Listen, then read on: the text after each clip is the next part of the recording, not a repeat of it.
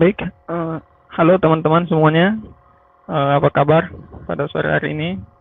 Mudah-mudahan masih dalam keadaan sehat semua ya.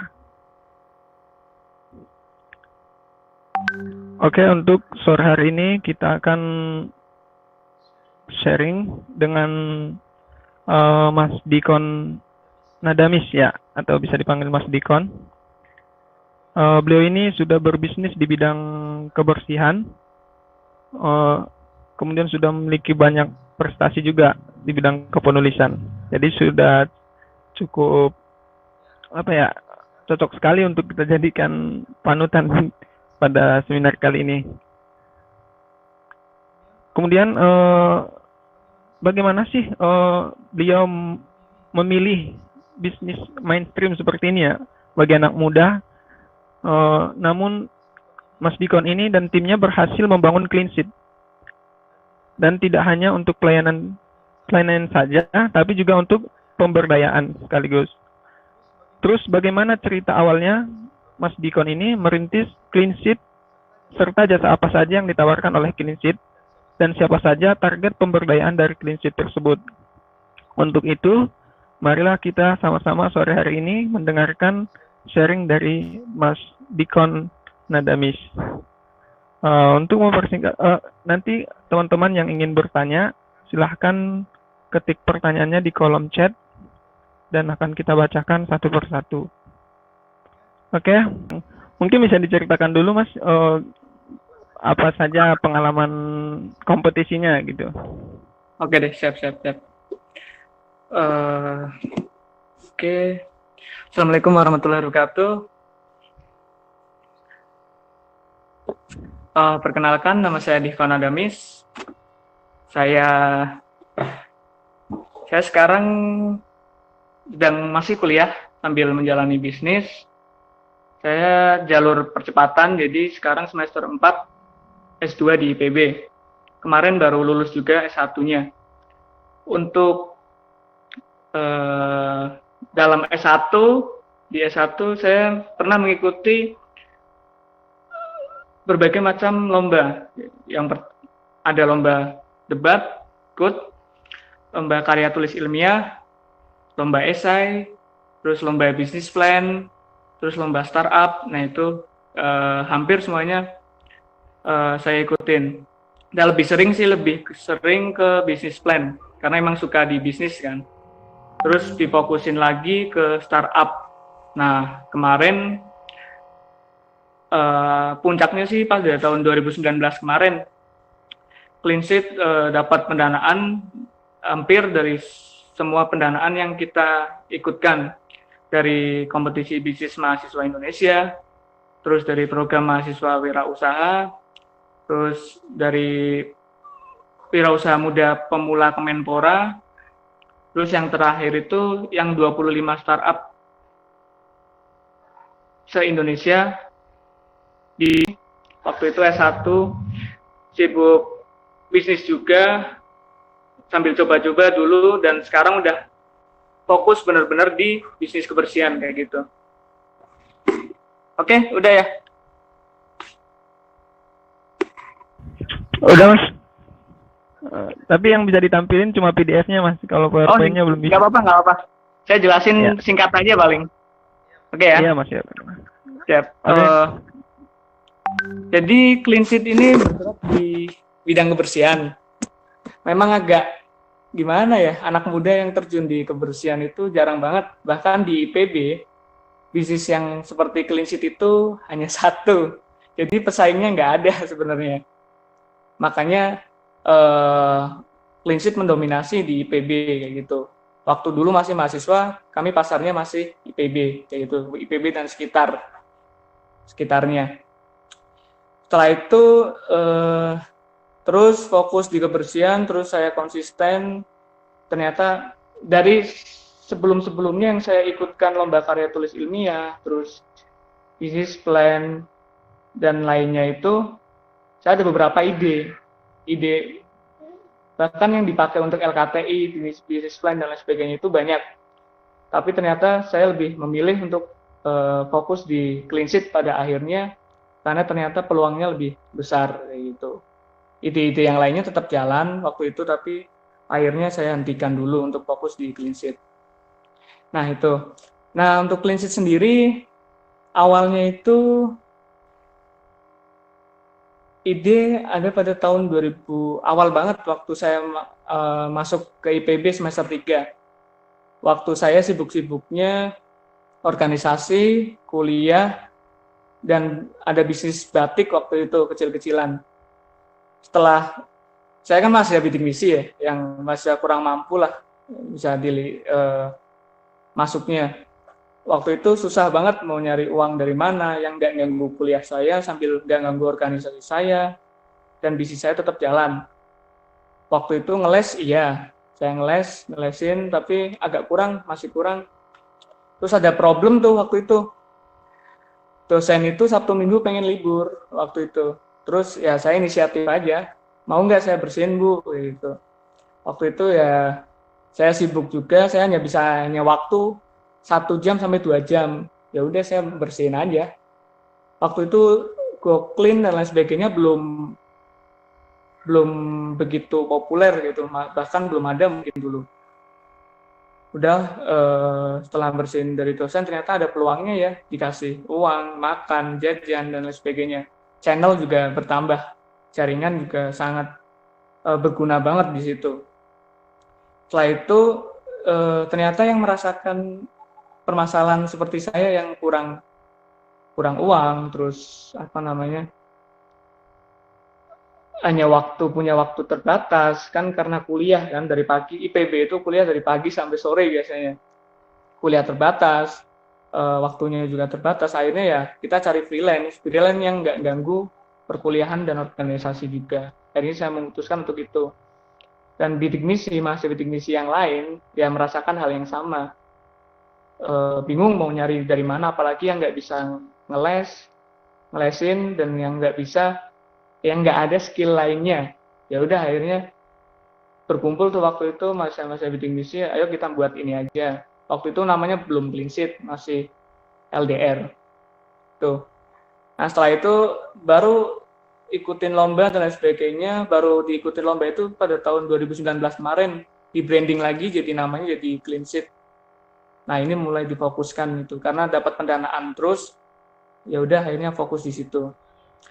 Sebenarnya visinya simple ya, maksudnya kami anak-anak muda yang ingin peduli di lingkungan, ingin menjaga kebersihan, mengatasi permasalahan pelanggan, baik ibu-ibu, mahasiswa, dan lain sebagainya. Gimana caranya pemuda ini ikut dalam aksi-aksi kebersihan.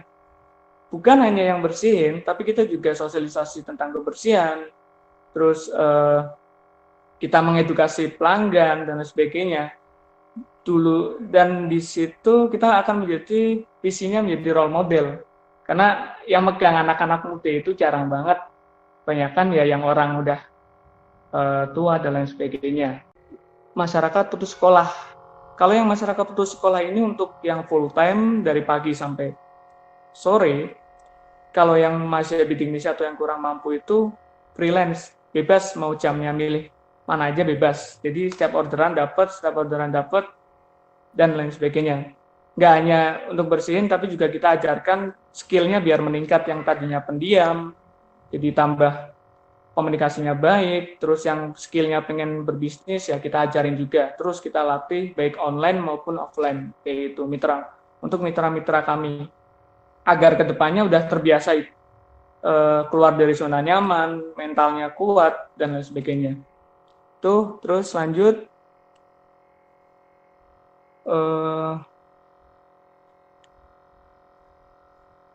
Nah, lanjut lagi. Nah, untuk pelayanan sebenarnya kami udah mulai kami pisahkan. Untuk clean sheet benar-benar fokus di layanan kebersihan. Terutama untuk berbagai layanan kebersihan kami sediakan untuk kerjasama dengan mitra-mitra kami. Ada yang cuci AC, cuci sofa, general cleaning, bersih-bersih rumah, masjid, dan lain sebagainya.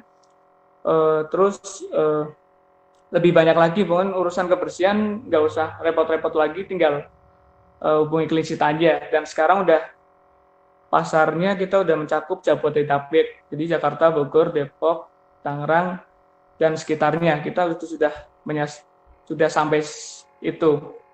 Untuk pelayanan yang sebelahnya itu kan ada 3 tuh dulu. Sekarang yang pengelolaan sampah saya pisahkan. Jadi keluar dari Clean Sheet, saya buat brand lagi. Yang namanya nanti ada lagi Katari Project. Terus yang laundry kita bawahin lagi, benar-benar fokus di layanan kebersihan. Nah ini untuk klien dan kerjasama kami sudah beberapa melakukan pengerjaan kerjasama dengan instansi, yayasan, kementerian, dan lain sebagainya. Dulu sebenarnya agak canggung sih, sebenarnya saya udah birokrasi tahu kan kayak gimana susahnya masuk kayak gitu. Makanya ya pelan-pelan saya sebagai mahasiswa masih jarang jejaringnya. Akhirnya saya juga gabung dengan komunitas-komunitas wirausaha di Bogor. Akhirnya saya kenal beberapa pengusaha yang bisa mengajari saya untuk lebih baik lagi menjadi pengusaha kayak gitu. Oke, lanjut. Nah, ini untuk kemarin Clean Sheet. Nah, ini poinnya sebenarnya di 2019 ini Clean Sheet belum pernah diikutkan lomba sekalipun, baik saya LKTI, business plan, dan lain sebagainya. Nah, pada 2019 ini saya iseng-iseng aja waktu itu, udah deh saya ikutkan waktu itu lomba business plan di Bandung, itu karena setelah saya seminar pengen jalan-jalan, ya udah saya ikutkan lomba, akhirnya lolos dan gratis ke sana kayak gitu. Nah, ini untuk pendanaannya kami sudah dari Kemendikbud, dari PMW, dari Kemenpora, dari Kemendikbud. Nah, ini yang membuat saya, wah ini sepertinya udah jalannya saya bergerak di kebersihan kayak gitu. Karena tiba-tiba maksudnya dari petunjuk dan lain sebagainya juga, loh kok malah didanai dan lain sebagainya. Berarti saya memang suruh fokus di kebersihan dan memberdayakan lebih banyak lagi orang yang bisa saya bantu kayak gitu. Untuk untuk prestasi yang lainnya masih ada lagi beberapa gitu, lomba-lomba dan lain sebagainya. Oke, lanjut. Nah, ini sebenarnya sekarang kami udah bukan hanya layanan, kita juga ada produk, terus ada alat juga. Jadi benar-benar kami mensuplai hampir semua, tapi emang fokusnya di layanan. Jadi pada saat layanan dilakukan, kami sekaligus jualan produknya, sekaligus nawarin alat-alatnya. Jadi kita untungnya double, nggak hanya untung di layanan aja. Yaitu selain memecahkan masalah jasanya, kita juga selesaikan dengan disinfektan alami dan lain sebagainya. Nah, sekarang Clean Sheet sudah 100% organik, jadi benar-benar deterjen alami dan lain sebagainya. Jadi benar-benar organik premium cleaning. Kita sekarang nge-branding untuk bisa menjadikan itu. Karena ya kita harus berkontribusi juga untuk lingkungan dan sebagainya. Oke, lanjut bawah lagi.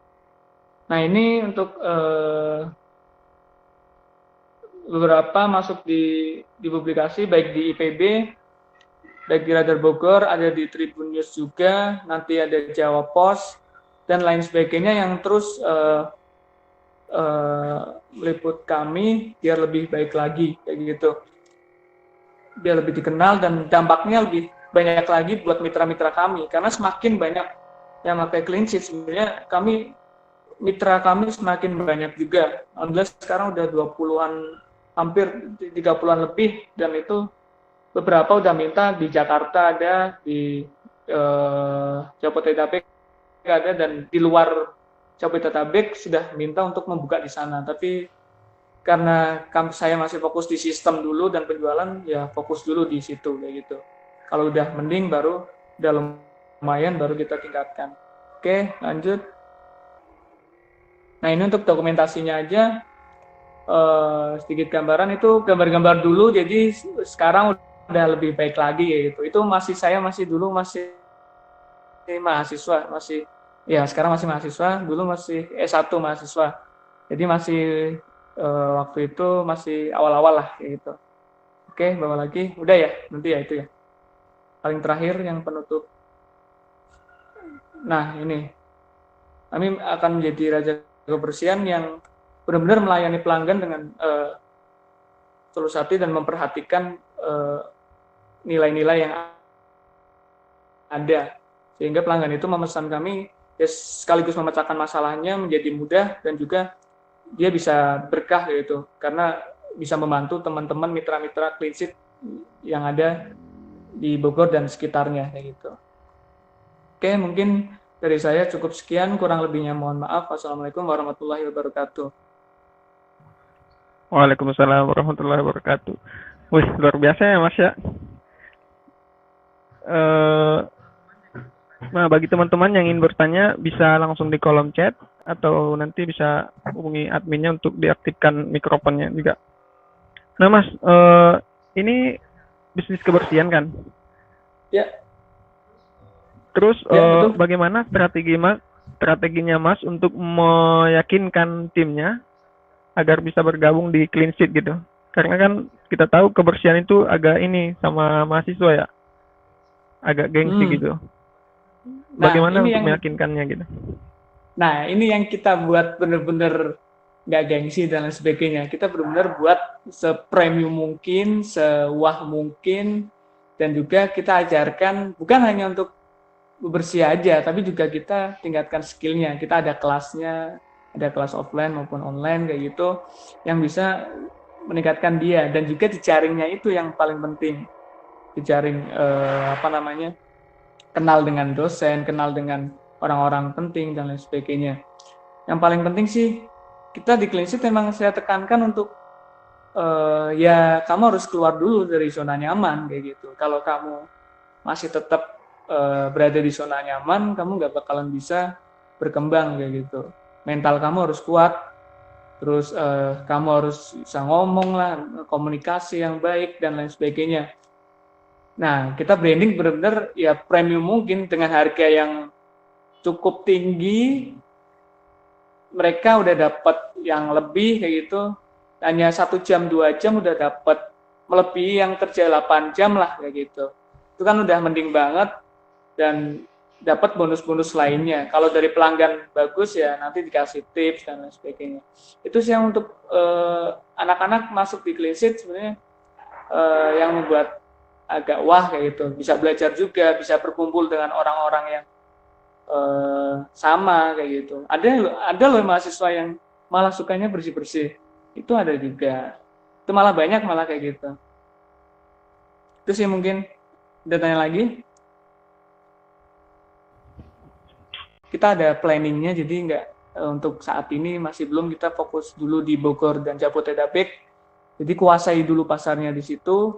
Kalau udah cukup, sistemnya udah kuat dan jejaringnya udah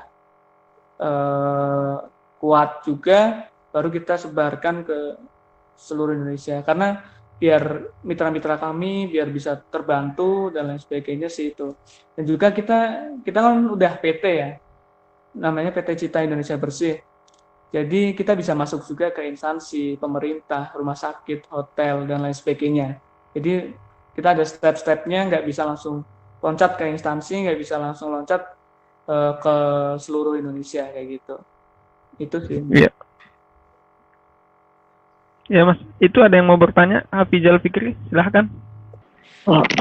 Oke, baik. Assalamualaikum warahmatullahi wabarakatuh. Selamat sore Mas Dikon. Nah, saya ingin bertanya nih Mas, mengenai Clean Sheet. Gimana cara Mas Dikon untuk memperkenalkan Clean Sheet pada awal Clean Sheet ini dibangun, gitu, Mas? Seperti itu. Oke, siap. Jadi untuk awalnya sebenarnya dari mulut ke mulut sih sebenarnya, ya itu yang dari mahasiswa bidik misi, berawal dari cerita-cerita.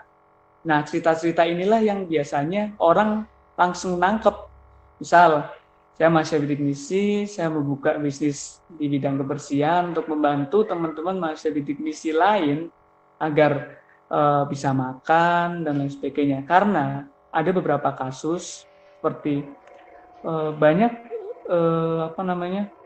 mahasiswa nggak bisa makan karena misal pendiam, malu, terus nggak bilang kalau uangnya habis dan lain sebagainya. Akhirnya dia sakit, keluar dari kampus. Itu kan yang membuat sebenarnya cerita-cerita itu yang bisa kita kenalkan dan bisa kita bisa kita ambil pelajaran dari situ juga. Jadi di PB alhamdulillah dari rektor sampai yang bagian bawah udah kenal clean sheet semua. Tapi untuk sekarang kan pasar kita ya karena corona juga kita berubah kayak gitu. Jadi strateginya berubah. Jadi dimulai dari storytelling sendiri. Lebih untuk awal yang dikenal bukan brandnya sebenarnya, tapi personal branding orangnya yang punya. Itu yang pasti awal dikenal kayak gitu. Itu mungkin Abrizal ada tanya lagi mungkin? Tambahan satu lagi Mas, yang tadi juga Mas juga menjelaskan bahwa ada organisasi atau orang tadi saya dengar yang ingin ingin membantu clean sheet untuk go nasional seperti itu, dan Mas menolak itu kan untuk lebih memperbaiki dulu clean sheetnya supaya lebih kuat. Nah, bagaimana caranya Mas untuk menolak itu? Maksudnya seperti ini, kan ada nih kita ada investor, kita bilang lah. Nah, kan investor tuh nggak datang dua kali, kesempatannya tuh nggak datang dua kali gitu loh Mas. Nah, gimana cara Mas meyakinkan tim dari clean sheet itu Mas? Oke deh. Jadi clean sheet kan ada beberapa masuk investor ya. Tapi kami pilih-pilih gitu. Ada investor kan ada dua, investor pasif sama investor aktif. Jadi kita pilih-pilih. Nggak bisa hanya naruh uang aja di clean sheet, nggak bisa. Terus nggak bisa naruh uang aja di clean sheet, nggak terjun bareng, jejaringnya nggak dimainin atau apa, itu di clean sheet nggak nerima. Nah waktu itu ya ada yang mau masuk naruh uang aja. Kan dulu saya dari skill masih kurang, saya juga belum pernah kerja, ya kan, saya lulus langsung buka bisnis, sebelum lulus lagi udah buka bisnis dan langsung lanjut S2. Itu kan menurut saya masih kurang dan terus akan saya gali. Walaupun waktu itu saya juga presentasi di investor asing juga bisa aja langsung dapat, tapi kan perlu proses juga dari segi teman-teman dan lain sebagainya sih, itu yang saya pikirkan. Ya saya nolaknya mungkin bukan sekarang kayak gitu. Mungkin dulu saya pengalaman dikasih uang investor, dia hanya naruh aja. Ya akhirnya saya nggak berkembang, uangnya juga habis kayak gitu. Karena benar-benar waktu itu masih belajar banget kayak itu sih. Oke, terima kasih atas jawabannya Mas Dekwan. Baik Mas Dikon. Berarti tipsnya kalau kita mau merealisasikan produk, jadi kita harus pelajari ininya dulu ya, sistemnya gitu, produknya gimana, supaya nanti uang investornya tidak sia-sia gitu ya. Nah iya, oh iya, satu lagi, paling investor nggak akan menanamkan modalnya kalau kalian nggak gerak dulu atau ada traction-nya. Iya nggak? Maksudnya kayak gitu. Kalau hanya ide aja, kalau di pendanaan kayak pemerintah, iya bisa dapat uang kayak gitu. Tapi kalau untuk udah ketemu investor, itu harus udah jalan dulu. Jadi traction-nya kayak gimana, transaksinya dan lain sebagainya kayak gimana, terus orangnya yang megang siapa aja dan sebagainya. Misal kalau masih mahasiswa masukin investor, kan investor pasti bilang kalau nggak lihat orangnya ya pasti dibilang labil karena masih mahasiswa. Kalau dikit labil, apalagi ditekan sama investor lebih labil lagi kayak gitu sih. Emang benar-benar jalan dulu sebenarnya. Kita tahu nanti kelemahannya setelah jalan kayak gitu. Jadi kalau misalnya teman-teman di sini ada yang orang Bogor atau Jabodetabek gitu, kalau mau pakai layanan clean sheet gimana caranya gitu? Kalau untuk clean sheet bisa ke apps-nya sih masih proses, yaitu untuk Play Store-nya dan sebagainya. Bisa di web apps-nya, bisa pesan di situ, masih diperbaiki juga, terus bisa pesan di Instagram-nya aja, di cleansheet_id gitu. Lebih simpel sih itu. Nanti layanannya apa aja. Biasanya kami ngincernya satu rumah ya udah babat semua kayak gitu. AC-nya, sofanya, kasurnya, Jadi bisa jutaan bisa dapat langsung kayak gitu daripada satu kayak gitu. Itu mungkin tinggal hubungin Iya. aja sih. Oh ya. Iya. Berarti paketan gitu ya. Iya kayak gitu. Boleh tahu Mas Dikon kemarin yang di Kepri itu produknya apa Mas? Saya lupa. Oh yang Kepri ya? Oh iya. Waktu itu apa ya? Oh, bantu desa.id. Itu nggak jalan. eh Sebenarnya kemarin udah jalan ya, maksudnya udah buat desain dan sebagainya. Tapi saya lihat itu, saya kan udah terjun nih, udah terjun langsung lihat desa, ketemu pejabatnya, kepala desa, kepala lurahnya. Saya lihat, saya hitung-hitung, maksudnya saya perkirakan, wah ini birokrasi nih, agak susah nih kalau saya harus jalan di sini kayak gitu. Karena birokrasinya luar biasa berhubungannya sama, ya tahu sendiri lah birokrasi kayak gimana. Untuk peluang bisa untuk maju tapi agak lama nih. Ya udah akhirnya saya pilih clean sheet ini gitu. Dan akhirnya saya buka lagi yang Katari Project yang khusus pengelolaan sampah RT-RT. Jadi saya mengerti bahwa saya sasarannya bukan desa atau lurah, tapi bukan kelurahan RW atau desa, tapi sasarannya RT yang lebih kecil lingkupnya, yang bisa langsung tembus hanya hubungan sama RT aja kayak gitu. Nah, tipsnya dong Mas, gimana biar kita punya usaha sendiri gitu, bisnis sendiri. Paling sih untuk sebenarnya ada tiga yang paling utama ya, yang tiga utama. Yang pertama marketnya, ya kan, pasarnya. Lihat dulu pasarnya ada atau enggak. Kan pasarnya belum siap, ya nggak bakalan jalan juga kayak gitu. Jadi yang pertama sebenarnya lihat pasarnya. Pasarnya besar nggak sih? Kemungkinan udah bisa disetujui nggak sih? Atau kita perlu edukasi dulu? Perlu edukasi, waktu yang lama. Dan ya itu pikirkan dulu marketnya seperti apa. Baru yang kedua mikir produknya. Sebenarnya itu produknya, misal produknya sama kayak yang kompetitor lain, tapi apa value keunggulannya? Pasti beda dong, ya kan? Pasarnya kalau bisa lebih spesifik ya. Kalau sekarang clean sheet ibu-ibu yang ada di perumahan yang punya anak kayak gitu. Tapi dihitung juga karena spesifikin itu akan lebih mudah untuk marketingnya. Kalau kalian pasarnya terlalu luas, itu akan capek juga di di pikiran juga dan sebagainya. Jadi untuk memulai atau setelah tadi produk, baru sebenarnya bangun tim. Modal itu sebenarnya nomor sekian setelah timnya ada gitu. Modal yang terakhir sebenarnya. Makanya dulu pas dikasih modal waktu mahasiswa ya kadang habis gitu buat beli alat, tapi nggak tahu untuk apa ya itu gitu. Habisin aja gitu. Itu mungkin, atau ada bisnis plan atau apa yang sebenarnya kan mungkin yang di sini mungkin udah banyak ya ikut bisnis plan dan lain sebagainya, tapi atau bisnis plan atau LKTI atau esai, tapi kenapa nggak jalan atau apa, itu sebenarnya tergantung dari diri kalian sendiri juga sih, maksudnya kayak gitu. Kalau bisa malah dari awal masuk mahasiswa udah terjun di dunia bisnis kalau emang mau jadi pengusaha ya. Karena kalau udah lulus itu pikirannya pasti udah beda. Maksudnya beda itu ya udah mikir orang tua gimana, terus hidup gimana, ya otomatis ya udah deh saya kerja dulu kayak gitu.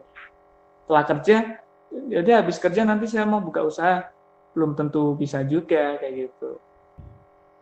Saya ada produk nih Mas yang keripik salak. Kemarin sudah jalan kan sebelum corona. Pas corona tiba-tiba nggak ada pembelinya lagi gitu. Jadi saya memulainya lagi, modalnya udah habis gitu. Nah, gimana tipsnya Mas itu untuk memulainya lagi? Memulainya lagi sebenarnya. Nah, untuk awal pelanggannya, database pelanggan masih ada nggak? Masih ada Mas, tapi sedikit. Dikit. Nah, mungkin yang itu dihubungin lagi, pasti nanti bakal mesen lagi. Setidaknya beberapa orang bakal mesen lagi, terus perbaiki aja, mulai penjualannya, mulai di branding lagi. Di PMC-nya sih yang paling penting sebenarnya. maksudnya kayak partnernya, channel distribusinya kemana, terus pasarnya siapa. Nah itu lebih mungkin ada yang kurang cocok atau apa gitu. Itu mungkin yang perlu diperbaiki awal sih. Tuh. Mungkin cerita aja satu-satu apa bisnisnya dan masalahnya apa, atau ada LKTI apa atau SI apa, bisnis plan apa yang perlu dikonsultasikan. Ya kalau saya bisa jawab pasti saya akan jawab itu. Ya, mungkin itu ada Kak Rehan Niljana, ada yang mau diceritain mungkin? Atau ada bisnis plan-nya yang terkendala gitu? Boleh Bang. Ya, silakan Kak. Baiklah. Assalamualaikum warahmatullahi wabarakatuh. Waalaikumsalam. Perkenalkan, nama saya Rehan Niljana. Saya dari Universitas Negeri Padang, jurusan Pendidikan Luar Biasa. Nah, beberapa waktu yang lalu saya mengikuti satu bisnis plan yang diadakan oleh universitas saya, yaitu yang diberi nama Program Mahasiswa Wirausaha. Nah, itu udah baru tahap 1. Saya ngangkat bisnisnya itu ketika itu program mahasiswa wirausaha saya telah lulus ke tahap pertama, dan nantinya bulan depan bakalan keluar hasilnya. Saya udah percaya kalau bakalan lulus insya Allah, karena rasa saya udah maksimal. Nanti yang akan menjadi ketakutan bagi saya itu gini Kak, gelato ini kan buatan mahasiswa dengan keadaan tempat yang mungkin yang tidak sebagus dari usaha gelato sebelumnya yang diadakan oleh dua orang produsen tersebut, karena emang udah cukup terkenal dan banyak peminatnya di sana Kak. Saya mau minta saran dari Kakak, bagaimana sih cara saya meyakinkan lagi pelanggan saya nantinya untuk dapat membeli gelato saya ini. Karena tadi saya takut kan Kak, karena saya mahasiswa dan juga tempatnya juga nggak ada yang sebagus dari produsen 2 sebelumnya itu Kak. Terima kasih. Gelato itu yang apa sih, es krim ya atau apa? Iya Kak, es krim yang cairnya itu ya? lama. Iya. Oh iya pernah. Saya juga pernah ngerasain tuh yang di blok M Space kayak itu. Ada kan di sana juga. Nah, untuk sarannya sih paling ya jangan pernah takut aja sih. Karena pasar itu masih luas banget. Misal kamu di Padang nih, masih luas banget. Misal kamu ngambil 1% pasarnya dia aja, itu udah luar biasa kayak gitu. Jadi jangan pernah takut untuk bersaing dengan kompetitor yang lebih besar modalnya, yang lebih jago pengalamannya dan sebagainya. Walaupun kita mahasiswa atau kita udah lulus masih muda, ya kita harus terus belajar kayak gitu. Nah, paling kita dibikin keunikan lainnya yang produkmu itu beda banget dengan mereka kayak gitu. Biar jadi keunggulan produkmu kayak gitu. Misal apa ya, gelato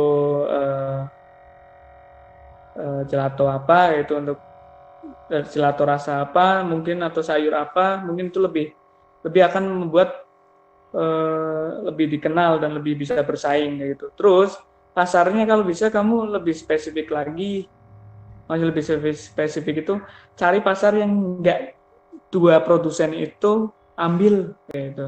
Misal kamu nyasarnya ibu-ibu hamil atau ibu-ibu yang atau anak-anak. Kalau anak-anak sih enggak kayaknya. Ya anak-anak tapi melalui ibunya kayak gitu atau mamanya kayak gitu. Itu mungkin Rehan Niljana ada tambahan? Baik Kak, terima kasih Kak. Nah, mungkin juga saya belum ceritakan Kak.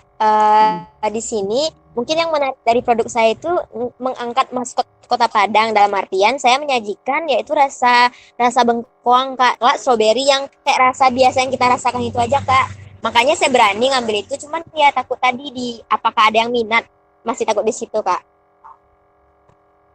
Oh iya. Mungkin itu Kak. Udah unik sih sebenarnya, maksudnya es krim rasa bengkoang. Nah itu tinggal gimana caranya kamu mengedukasi pelangganmu. Misal es krim gelato ini dari Bengkoang, terus keunggulannya apa? Misal ini lebih untuk mengencangkan apa? Kulit mungkin lebih awet muda atau apa, terus kamu cari dulu keunggulan-keunggulan dari Bengkoang itu dibandingkan dengan yang lainnya. Kenapa yang kompetitor itu ngambil coklat sama stroberi? Karena itu lebih umum diterima pasar sebenarnya. Ya kamu udah bener masuk di pasar yang lebih spesifik dan orang nggak akan ke situ, itu akan lebih baik. Tapi emang perlu waktu untuk mengedukasinya.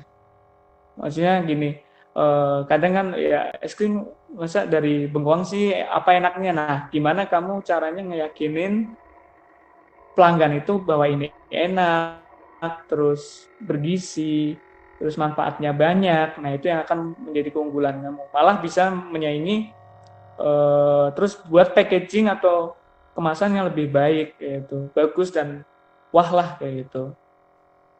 Itu mungkin udah bener kok masuk di situ.